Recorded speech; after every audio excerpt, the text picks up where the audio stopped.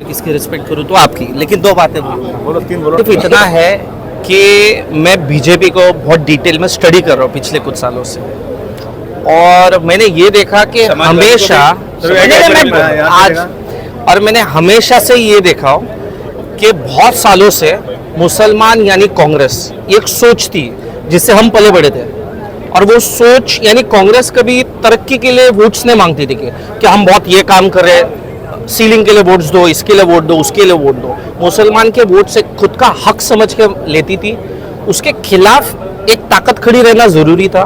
तो मेरे हिसाब से वो बीजेपी एक ताकत खड़ी रही, और आज जो सवाल उठते हैं कि बीजेपी इसको तकलीफ देती है, मस्जिद ये वो एक सिर्फ एक आवाज़ है कांग्रेस के उन आवाज़ों को बंद करने के लिए। मेरे हिसाब से आज सारी मस्जिदें खुली है। मैं तो मुंबई में कोई भी मस्जिद में जाके नमाज पढ़ता हूँ, मुझे तो कभी कोई तकलीफ नहीं होती है। मैं कोकण से हूँ, कोकणी मुसलमान हूँ, मैं मराठी भी बोलता हूँ, मुझे कोई तकलीफ नहीं देता, या अगर हिंदी भी बोलूँ। देखो, एक चीज़ है, इलेक्शंस में कहीं ना कहीं धर्म ये चीज़ हिंदुस्तान में चल रहा था, वो चल रहा है और वो चलते रहेगा, जैसे अमेरिका में काले गोरों का मसला है। बाकी मुझे ऐसा लगता है आज बीजेपी ने जो तरक्की किया है, जिस तरीके से कोस्टल रोड है, अटल सेतु है और बहुत सारी चीजें, तो मैं तरक्की के सपोर्ट में बीजेपी वाला हूँ, आपके विरोध में नहीं मेरी सुन लो जी, बोलिए। बीजेपी पूरे मुंबई की सड़क को संगमरमर का बना देना तो भी उसके साथ नहीं जाएंगे। क्यों नहीं जाएंगे? सुनो, हमें तरक्की गई भाड़ में। मुझे मेरे इस्लाम की, मेरी शरीयत की यहाँ पर कोई भी हुर्मती नहीं कर सकता। मेरे अल्लाह के बारे में गलत बातें करेंगे और हम बीजेपी के साथ रहेंगे। मस्जिद भर जाती है तो हम लोग बाहर नमाज पढ़ते हैं, रोक दिया गया उसको, उस पर केसेस हो रहे हैं। और जो इनका जब जो पानी लेके चलते हैं, क्या बोलते हैं उनको, पूरी सड़क बंद कर दी जाती है। जी जी, किसकी सरकार है? बीजेपी की है। क्यों जा रहे हो? मुसलमानों की मस्जिद नमाज क्यों रोकी जा रही है? मेरा आपसे एक सवाल है, आप बीजेपी की तारीफ कैसे कर सकते हैं?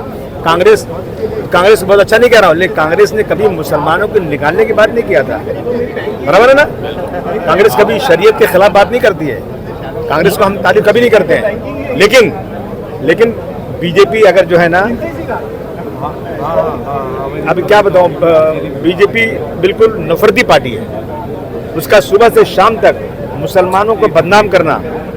आप बताइए, किसके ज़माने में ये मुल्क जो था सोने की चिड़िया था? बीजेपी के ज़माने में था क्या? नहीं, वो तो मुगल में था। अगर मुगल में था, किसके ज़माने में हमारी सरहद अफगानिस्तान तक थी? किसके ज़माने में हमारा GDP 25% था? उसका नाम लेगा तो आप जेल चले जाएंगे। टीपू सुल्तान कौन थे? उसका नाम लेगा आप जेल जाएंगे। बीजेपी कर रही है। बताइए क्या कहना है आपका? मुफ्ती साहब आप बताइए, आप तो न्यूट्रल हो। नहीं, मेरा क्यों न्यूट्रल है? ये न्यूट्रल है ना, मेरा हमारे साथ है। दीन की बात करना, लोगों को छोड़ने का काम करना। हम तो यहाँ पर दुआ करने आए कि सारे लोग इकट्ठे हो जाए, सब लोग जुड़ के काम करें, लेकिन सबके अपने अपने पॉइंट हैं और ये हिंदुस्तान का कानून देता है। बिल्कुल, संविधान ने आजादी दी है उन्हें भी और हमें भी अपनी आजादी दी। मैंने गलत नहीं कहा है। बिल्कुल सही कहा आपने। गलत कहा भाई? एक आदमी कहते मैंने गलत कहा क्या? नहीं, आपका नजरिया बताया आपने। बिल्कुल, हर एक को अपना इख्तियार करने का, हर एक को अपना इख्तियार। मेरा नजरिया नहीं है।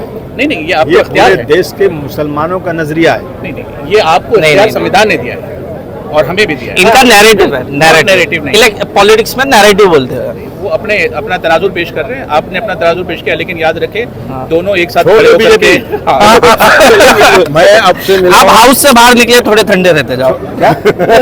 आप उस दिन हाउस से बाहर निकले और मिले, एकदम गुस्से में थे बीजेपी से, इसलिए मैं बोला शांति से। देखो, बीजेपी वाले आपसे मोहब्बत करते हैं, बीजेपी वाले आपसे मोहब्बत करते हैं।